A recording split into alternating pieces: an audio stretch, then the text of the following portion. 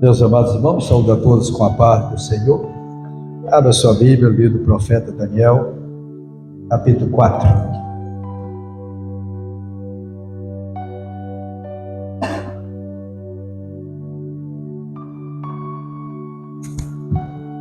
Diz assim a palavra do Senhor: Nabucodonosor, rei, a todos os povos, nações e línguas que mora em toda a terra, paz vos seja multiplicada. Pareceu-me bem fazer conhecidos os sinais e maravilhas que Deus, o Altíssimo, tem feito para comigo. Quão grandes são os seus sinais e quão poderosas suas maravilhas. O seu reino é um reino sempiterno, e o seu domínio de geração em geração. Eu, Nabucodonosor, estava sossegado em minha casa e florescente no meu palácio. Tive um sonho que me espantou, e as imaginações na minha cama, as visões da minha cabeça me turbaram. Amém? Tome o seu assento. Tem alguém nos visitando nesta noite? Se tiver, dê um sinal, para nós dar boas-vindas. Com a mão levantada ali. Meus amados, continuando aqui sobre o profeta Daniel, eu dou um tema nesta noite, esse capítulo 4, o orgulho político castigado, ou Deus abomina a soberba. O capítulo 4 de Daniel consiste de um testemunho pessoal de Nabucodonosor. Ele foi submetido a um estado de loucura resultante da sua soberba, que o levou a viver como um animal do campo por 7 tempos, até que Deus o tirou daquela condição ao final desse período. Nabucodonosor reconheceu a soberania do Deus dos cativos de Judá. A história revela o que ocorre com os que se exaltam e se tornam soberbos ante a majestade do Todo-Poderoso. A trajetória de Nabucodonosor demonstra a soberania divina sobre toda a criação, pois nenhuma criatura pode usurpar a glória de Deus. Vimos aqui o orgulho político daquele rei castigado. Trata-se de um capítulo da Bíblia escrito por um ímpio. Nabucodonosor, deposto do seu trono, humilhado até comer feno como um boi. Arrependido e restabelecido, sentiu-se constrangido ao escrever o seu testemunho, como nós vimos aqui neste capítulo presente. Se deixarmos o Espírito Santo operar em nós, poderemos oferecer constantemente a Deus sacrifício de louvor, isto é, o fruto dos nossos lábios que confessa o seu nome. E isso é necessário que o Espírito Santo ele tenha essa liberdade nas nossas vidas para nós prestar sempre ao Senhor um sacrifício de louvor. Assim, o Senhor nos honra verdadeiramente. Em contraste com os que se esforçam na carne, sempre glorifica a carne e tem de sofrer a humilhação como Nabucodonosor. Quanta diferença! A liberdade que demos ao Espírito Santo tem fruto e o nome do Senhor é glorificado. Mas se deixarmos ser levado pela glória da carne, sofremos as consequências. Observe que no versículo 1, 2 e 3, o soberbo e arrogante imperador mundial confessa, ele mesmo confessa, que o Senhor tem estabelecido o seu trono nos céus e o seu reino domina sobre tudo. Nós vimos que o salmista já tinha falado sobre isso no Salmo 103, e o versículo 19 diz: o Senhor tem estabelecido o seu reino no céu e o seu reino domina sobre tudo. Aqui, a primeira observação que nós fazemos é o reconhecimento da grandeza de Deus. Está aqui no versículo 2 e 3, do texto que nós lemos. Parecia o meu bem fazer conhecidos os sinais e maravilhas que Deus, o Altíssimo, tem feito para comigo. Quão grandes são os seus sinais e quão poderosas as suas maravilhas. O seu reino é um reino sempre eterno e o seu domínio de geração em geração. Nós sabemos que toda autoridade ela é constituída por Deus. Quando Paulo, escrevendo sua carta aos Romanos, no capítulo 13, nós vamos ver aqui, versículo 1, toda alma esteja sujeito às autoridades superiores, porque não há autoridade que não venha de Deus, e as autoridades que há foram ordenadas por Deus. As autoridades foram constituídas pelo Senhor. E também o Senhor nos recomenda que nós intercedemos. E essa obediência a nós, às autoridades, ela não pode ser uma obediência cega. Obedecemos até enquanto não contrapõe aos princípios da palavra de Deus. Quando é contra os princípios, nós não temos nenhuma obrigação de obedecer. Nós observamos isso quando Pedro e João estavam ali no Sinédrio, quando eles pediram que deixasse de falar de Jesus. E Pedro, tomando a palavra, se importa mais agradar a Deus do que os homens. Por quê? Porque eles estavam contra a palavra do Senhor. E quanto as autoridades não são contra os princípios, que nos força, não vem nos forçar a negar a nossa fé, tudo bem. Mas quando eles partem para que viemos renunciar a quem nós servimos, a quem temos convicção de fé, aí não temos não dever de obedecer às autoridades, mas sabemos que elas são constituídas por Deus, e ele tinha que levar em conta que é Deus quem está no comando, no controle de toda a situação. Aí ele disse: eu, Nabucodonosor, estava sossegado na minha casa. O rei, ele alcançara o alvo das suas ambições, completar a conquista da poderosa cidade de Tiro, a qual ele lutou, durou 11 anos para ele conquistar. Deus lhe entregara também o Egito, e tinha vencido, naquela época, considerado o mundo inteiro com a espada. Mas com a espada não se põe fim às convicções. As convicções, o fim dela não é conquistada com a espada. E aqui foi quando veio a consequência.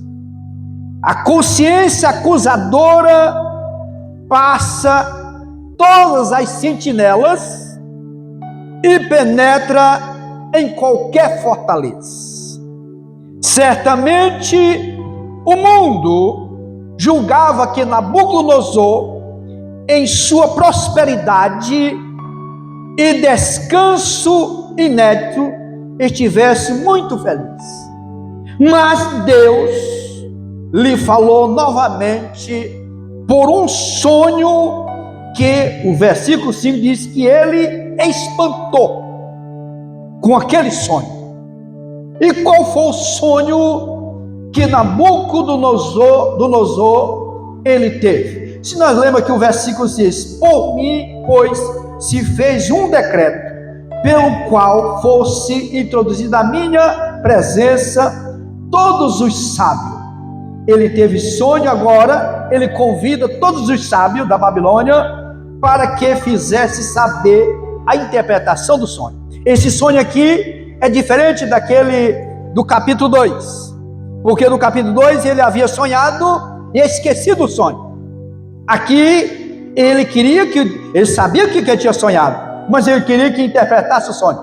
Aí, versículo 7 diz: entraram os magos, os astrólogos, os caldeus e os adivinhos. Quanto angústia de espírito teria o rei evitado, tanto para com os outros como para si, se tivesse ao menos chamado Daniel logo antes dos demais sábios para interpretar o sonho. Mas não, ele não chamou Daniel, ele chamou os outros. Mas, aí ele mesmo no versículo diz: mas não me fizeram saber a interpretação. Meus amados, há comunicações dos homens com os espíritos. O certo é que ninguém pode arrancar ou furtar o segredo do Altíssimo. Ninguém consegue tirar e descortinar o segredo de Deus. Os filhos de Deus podem saber diretamente de Deus que tudo quanto é justo saber e todos os segredos que precisa, mas é Ele que determina isso. E quando nós olhamos lá para o livro de Deuteronômio, no capítulo 29 e o versículo 29, diz assim a palavra do Senhor: as coisas encobertas são para o Senhor, nosso Deus, porém as reveladas são para nós e para os nossos filhos e para sempre, para cumprir todas as palavras desta lei. Então é ele que fala sobre isso. Ainda no livro dos Salmos, sendo o Salmo de número 25 e o versículo 14, diz assim a palavra do Senhor: o segredo do Senhor é para os que temem, e Ele lhes fará saber o seu conserto. Deus não revela a qualquer um. A Bíblia diz lá no profeta Amós, que quando ele disse o segredo dele, ele comunica antes, mas ele não comunica para qualquer um. O capítulo 3 de Amós e o versículo 7 diz assim: certamente o Senhor Jeová não fará coisa alguma sem ter revelado o seu segredo aos seus servos e os profetas.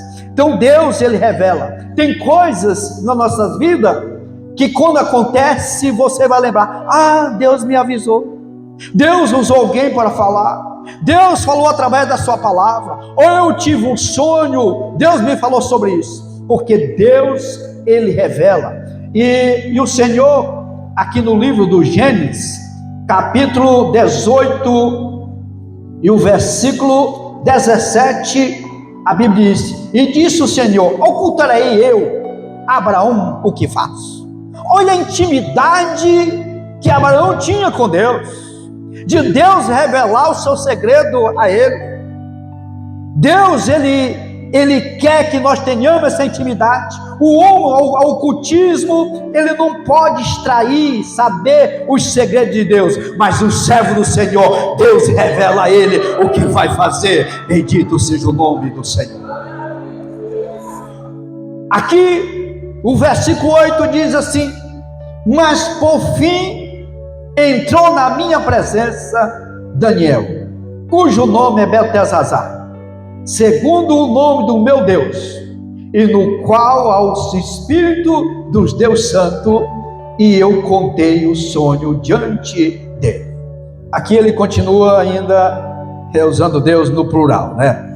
Ele, por 3 vezes, ele afirma a Daniel que Daniel tinha o Espírito de Deus Santo. Nós vimos aqui no versículo 8, nós vemos no versículo 9, e vemos também no versículo 18, ele falando sobre que Daniel tinha o Espírito dos deuses. Só que esse Deus aqui é com D minúsculo, não é o Deus verdadeiro. Se este rei fosse crente, diria que o profeta era cheio do Espírito Santo. E o descrente não conhece essa linguagem, ou seja, a linguagem de Sião, não tem esse conhecimento, mas o servo de Deus, ele conhece. O versículo 9, ele aqui, vimos que os príncipes, chamou Daniel de chefe dos príncipes, eles não puderam, mas o versículo 10 diz: era assim as visões da minha cabeça, na minha cama eu estava olhando e vi o quê? Uma árvore no meio da terra, cuja altura era grande, e essa árvore crescia, essa árvore, e fazia forte, de maneira que a sua altura chegava até o céu, e foi vista até aos confins da terra. Olha o tamanho, a grandeza desta árvore.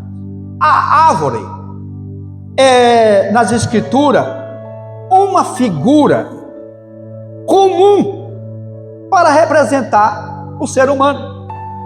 A Bíblia fala muito de figura sobre árvore. Quando nós vimos aqui no Salmo 1, versículo 3, diz assim: pois será como uma árvore plantada junto de ribeiro de águas, o qual dá o seu fruto na estação própria, e cujas folhas não caem, e tudo quanto fizer prosperará. Interessante esse aqui, né? Mas vemos o contexto. Qual que é o contexto deste versículo? O contexto primeiro diz: bem-aventurado é o varão que não anda segundo o conselho dos ímpios, não se detém no caminho dos pecadores e nem se assenta na roda dos escarnecedores. Ante o seu prazer está na lei do Senhor, e na sua lei medita de dia e de noite. Aí sim, ele se torna como uma árvore frutífera que dá fruto todo o tempo. A estação não vai faltar, as folhas não murcham, vem as lutas, vem as adversidades, vem as provações, mas ele continua firme, porque ele tem o prazer com a palavra do Senhor nosso Deus. Então é comparado como árvore. Ainda no Salmo de número 92, versículo 12, diz assim: o justo florescerá como a palmeira e crescerá como o cedro do Líbano. A figura usando como árvore. Mas lá no Mateus capítulo 3 e o versículo 10, aqui essa árvore, ela está com uma sentença. Disse também: agora está posto o machado à raiz das árvores. Toda árvore, pois, que não produz bom fruto, o que é feito? É cortada e lançada no fogo. Aqui era a mensagem de João Batista, pregando lá no deserto, lá na beira do Rio Jordão. É comparado com uma árvore. Aqui ele diz, ele usou essa figura bastante conhecida, Mas é interessante também, amados, quando nós olhamos aqui em Romanos, no capítulo 11 e o versículo 17, quando ele diz: e se alguns dos ramos foram quebrados, e tu, sendo zambusgueiro, foste enxertado em lugar deles e feito participante da raiz e da seiva da oliveira. Aleluia. Agora, essa aqui é bem mais agradável, né? De estarmos incestados na oliveira verdadeira, que é o Senhor Jesus Cristo. Uma árvore brava que não produzia fruto, mas ela incestada na figueira, ela vai produzir fruto. E árvore, Israel é comparado com uma árvore, aqui no versículo 11 de Romanos 17, está falando de Israel, como a oliveira. Também é falado também como figueira. Se nós voltarmos aqui em Lucas, capítulo 21 e o versículo 29, vai falar também a árvore como uma figueira. 21 e 29 diz: e disse-lhe uma parábola: olhai para a figueira e para todas as árvores. Aqui ministramos um dia desse sobre isso. E a videira também está lá no Salmo 80, versículo 17. O justo, ele é comparado à árvore. Resultado em algumas lições importantes aqui. Primeiro, fala de termos cuidado de Deus. É o que está lá no Salmo 1, versículo 3. Este versículo fala do justo como árvore plantada. Há muita diferença entre árvore que foi plantada e outra que nasceu por si mesma.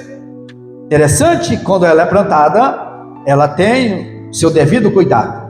Quando nasce por si mesma, talvez também dá tanta importância. Uma árvore frutífera e de boa qualidade pode voltar ao estado selvagem por falta de cuidado. Ela pode voltar ao seu estado anterior se não tiver o cuidado. Olha que diz aqui Romanos 11 e 7. Pois que o que Israel buscava não alcançou, mas os eleitos alcançaram e outros foram endurecidos. Aqui mostrando que Israel, por não ter obedecido o Senhor, se tornou como oliveira brava. Isso também está lá em Isaías capítulo 5 falando sobre isso. Uma árvore só dá fruto depois que cresce e se desenvolve. É preciso tudo ter o tempo, amados. Precisamos ter o tempo, ver o tempo do amadurecimento, ver o tempo de frutificar. Mas é preciso, se tem árvore que ela não produz logo de imediato, é preciso que tenha o cuidado. Agora, quando chega no tempo de produzir fruto, o Senhor, ele requer que produzimos fruto. Observe que aquela figueira, capítulo 13 de Lucas, ele foi lá porque esperava encontrar fruto, porque já era tempo, o tempo tinha passado, e ela não estava frutificando. E a pergunta nesta noite: como é que estamos nós? Estamos frutificando, ou estamos ainda em crescimento, desenvolvendo, para que venhamos produzir fruto? Quando, voltando aqui ao texto, versículo 13, estava vendo isto, mas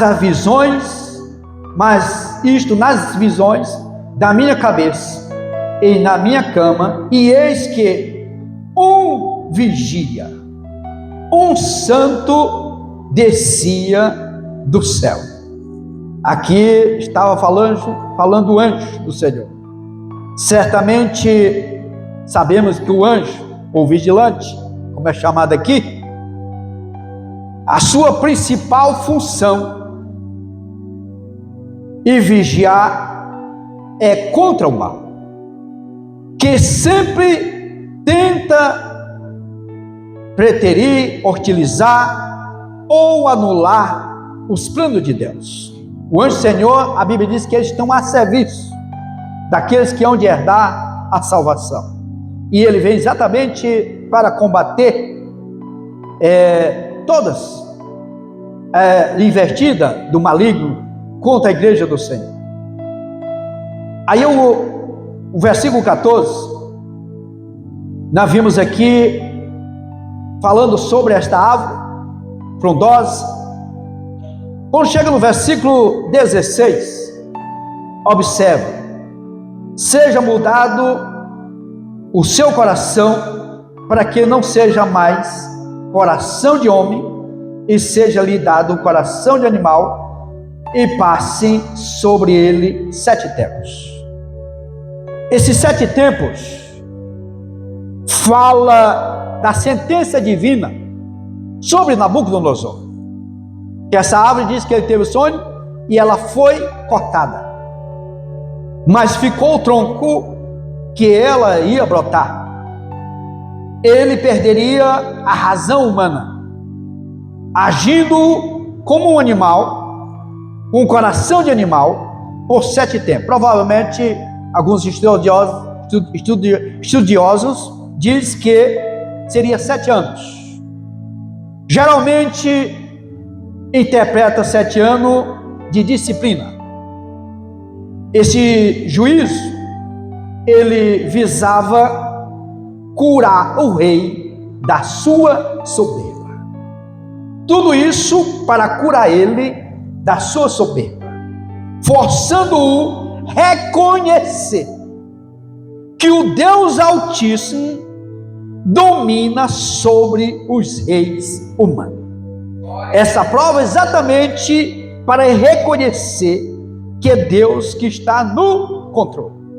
Quando chega no versículo 19, porque o Zumai foi ele contando esse sonho para Daniel, e agora chega no versículo 19, então Daniel, cujo nome é Beltesazar, esteve atônito quase 1 hora, e os seus pensamentos turbavam. Falou, pois, ao rei e disse: Beltesazar, não te espante o sonho nem a sua interpretação.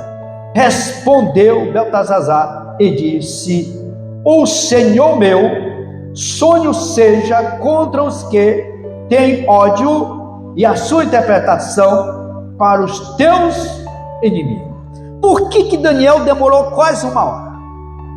Daniel, ele teve medo.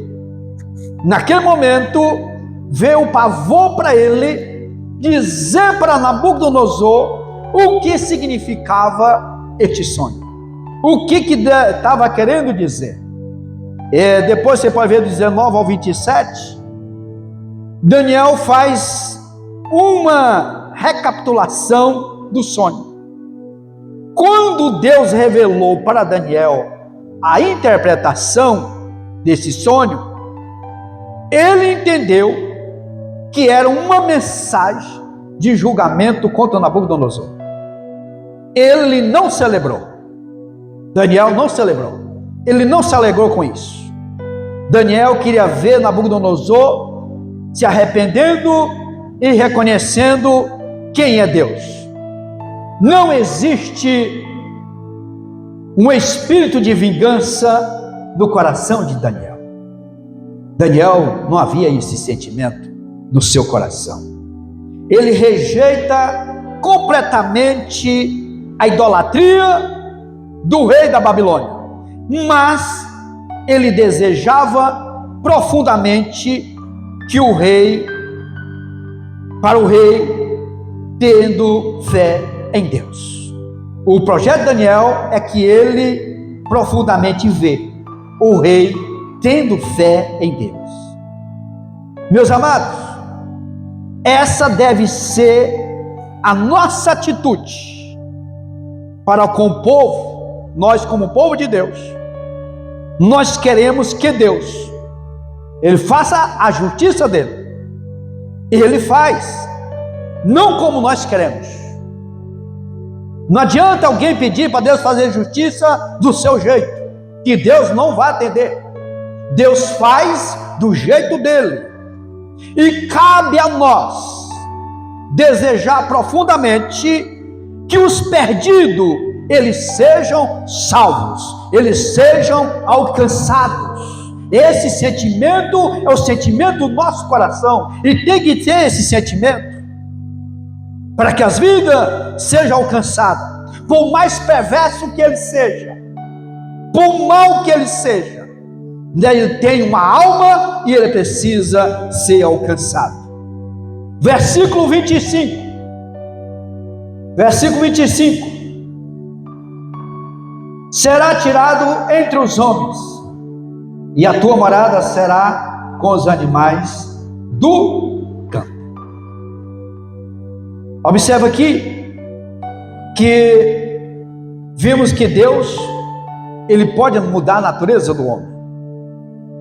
Isso vai acontecer no milênio, e ele mudará a natureza dos animais para que haja harmonia em tudo.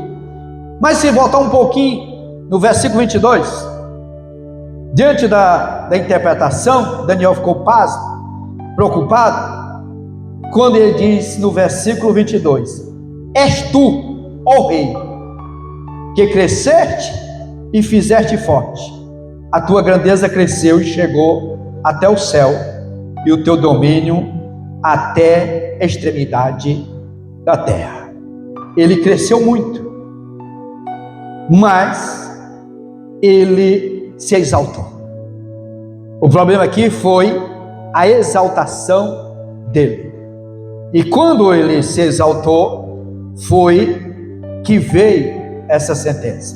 Voltando que Deus muda a natureza para que haja harmonia. Quando nós olhamos lá para Isaías, capítulo 11, versículo 6 ao 9, a Bíblia diz que Deus vai mudar a natureza dos animais no milênio. Os animais, eles vão mudar a natureza, porque Deus tem esse poder. Observe que ele mudou a natureza de Nabucodonosor como uma natureza de um animal. E ele, no milênio, ele vai fazer o contrário.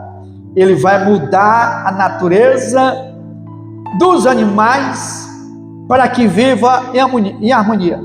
Porque hoje, se nós for errar lá para o deserto, lá para o Oriente Médio, o desassossego que é os animais selvagens, né? A briga, os predadores querendo destruir para a sobrevivência. Mas aqui, versículo 6 de Isaías 11, diz: e morará o lobo com o cordeiro, e o leopardo com o cabrito se deitará, e o bezerro e o filho do leão e a nédia ovelha viverão juntos, e um menino pequeno os guiará. Só crente para acreditar nisso, né? Só crente para acreditar na mudança dessa. Porque se for olhar para a lógica, como é que vai mudar um negócio desse? Acreditar um negócio desse? Mas crente acredita. Eu acredito. Você acredita?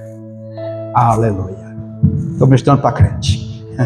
Então, Deus muda. Se você ver lá no Isaías ainda 65 e 25, ele repete praticamente esse texto aqui, que Deus, ele muda, tem o poder de transformar. A graça e a longanimidade de Deus para com os homens. Voltamos aqui o texto, versículo 29. Versículo 29. E se ao cabo de 12 meses, andando a passear sobre o palácio real de Babilônia, falou o rei e disse: não é esta grande Babilônia que eu edifiquei para a casa real, com a força do meu poder e para a glória da minha magnificência? Ele mesmo, reconhecendo a sua grandeza, se exaltou. Deus esperou 12 meses. 12 meses Deus esperou para Nabucodonosor se arrepender. Ele esperou 12 meses. Pelo governador Félix, ele esperou 2 anos. Está lá em Atos dos Apóstolos 24 e 27. Pelos antediluvianos, ele esperou 7 dias. pessoal que estava lá para se arrepender. Ele deu um prazo para eles 7 dias, mas eles não se arrependeram. E por nós, será que o que ele está esperando? Por quanto tempo? Que às vezes Deus tem falado, a pessoa diz, não, vou adiar um pouquinho, eu vou esperar um pouco mais, eu não vou me envolver tanto com as coisas de Deus, eu quero levar minha vida assim do meu jeito. Quanto tempo que Deus vai esperando? Observe que ele deu 1 ano para Nabucodonosor ele se arrepender, 2 anos para o governador Félix ele se arrepender diante da mensagem que Paulo havia pregado. Já por diluviano, só 7 dias. E para nós, há quanto tempo que ele está esperando? Quanto tempo resta para nós? É necessário nós refletir mais. O que estamos esperando mais? Para nos aproximar mais de Deus, para nós buscar mais a presença do Senhor, para ter mais intimidade com o Senhor nosso Deus. Glória a Deus, aleluia. E diz: a grande Babilônia, aqui era a capital do império, que leva esse mesmo nome. Era a cidade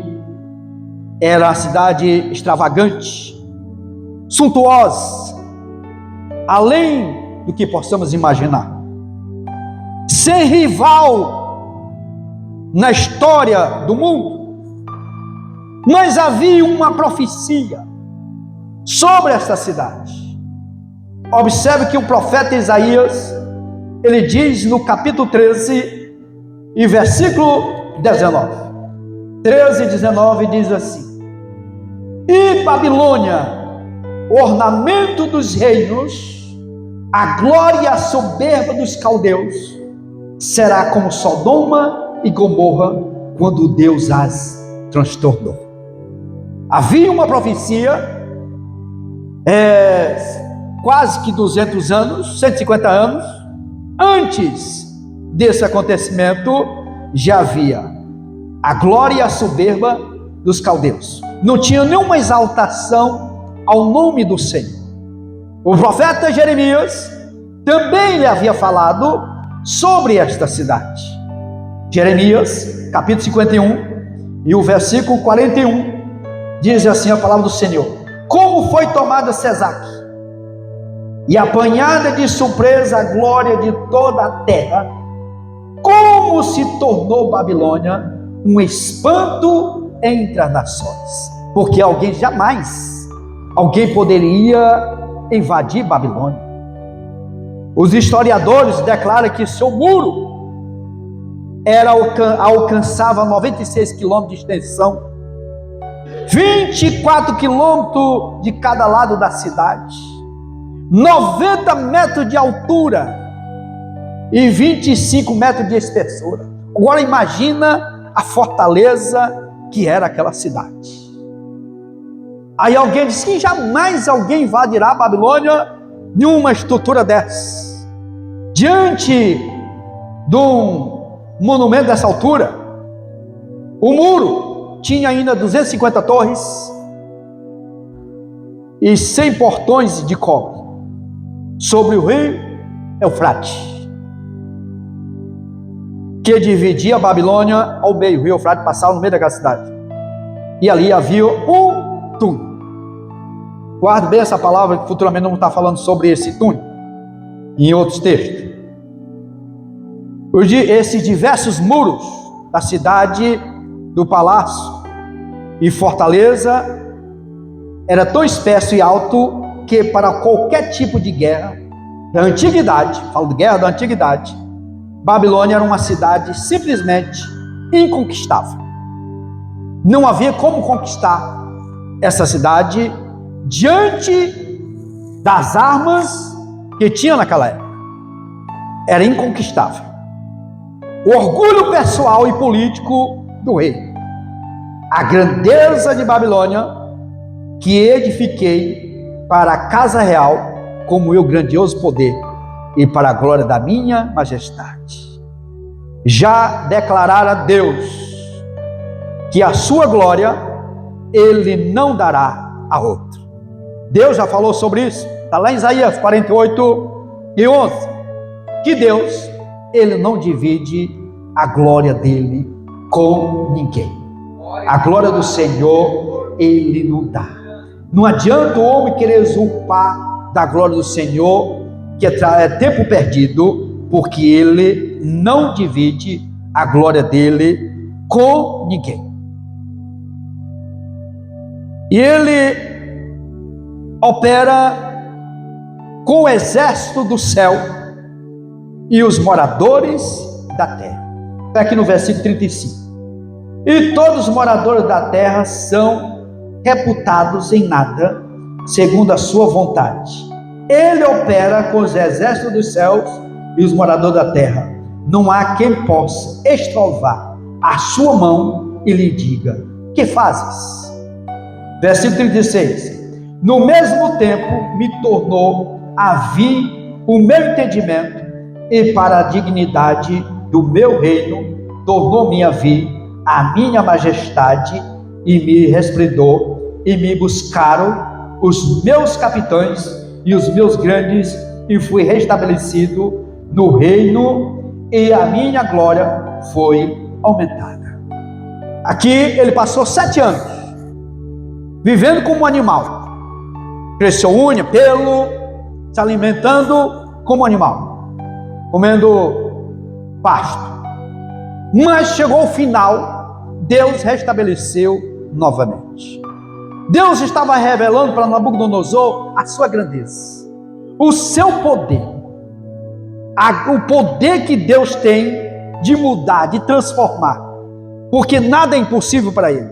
Ao versículo 37, agora pois, ao que o Nabucodonosor, agora pois, eu, Nabucodonosor, louvo e exalço e glorifico o Rei dos céus, porque todas as suas obras são o quê?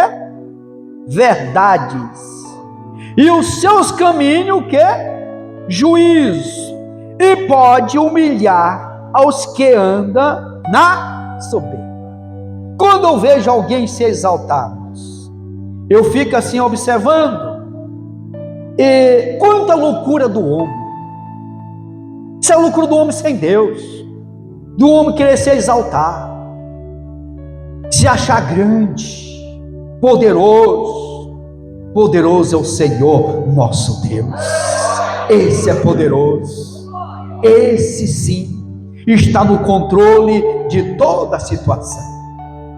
Ele tem o poder de reverter. E aqui nós aprendemos aqui a luta de Deus, dando oportunidade a Nabucodonosor. Quantas oportunidades Deus deu a esse homem para ele reconhecer que era Deus. Foi preciso ele passar por esse processo para ele reconhecer quem é o Senhor nosso Deus. Aquela fortaleza que ele tanto se engrandeceu, querendo Deus, logo nós estaremos aprendendo sobre a conquista de Babilônia. Então aqui encerra a história de Nabucodonosor. E ele encerrou esse capítulo, ele testificando de Deus. Foi como um testemunho que ele contava do que Deus fez na vida dele. E que possamos escrever também uma história de testemunho daquilo que Deus tem feito em nossas vidas, sem termos que passar por esse processo que passou Nabucodonosor. Amém, meus amados? Que Deus continue falando aos nossos corações.